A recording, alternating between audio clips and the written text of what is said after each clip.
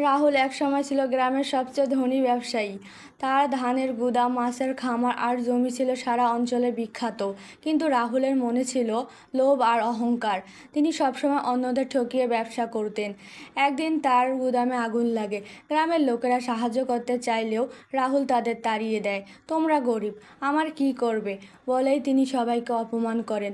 অল্প দিনের মধ্যে সব সম্পদ ধ্বংস হয়ে যায়। তাদের ঠকিয়ে ধনী হয়েছিলেন তারা মুখ ফিরিয়ে নেয়।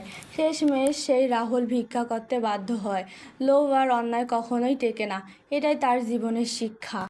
রাহুল একসময় ছিল গ্রামের সবচেয়ে ধনী ব্যবসায়ী। তার ধানের গুদাম, মাছের খামার আর জমি ছিল সারা অঞ্চলে বিখ্যাত। কিন্তু রাহুলের মনে ছিল লোভ আর অহংকার। তিনি সবসময় অন্যদের ঠকিয়ে ব্যবসা করতেন।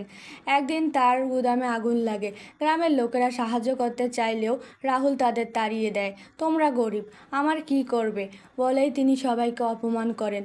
অল্প দিনের মধ্যে সব সম্পদ ধ্বংস হয়ে যায়।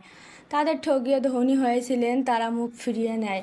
শেষমেশ সেই রাহুল ভিক্ষা করতে বাধ্য হয়। লোভ আর অন্যায় কখনোই টেকে না, এটাই তার জীবনের শিক্ষা। রাহুল একসময় ছিল গ্রামের সবচেয়ে ধনী ব্যবসায়ী। তার ধানের গুদাম, মাছের খামার আর জমি ছিল সারা অঞ্চলে বিখ্যাত।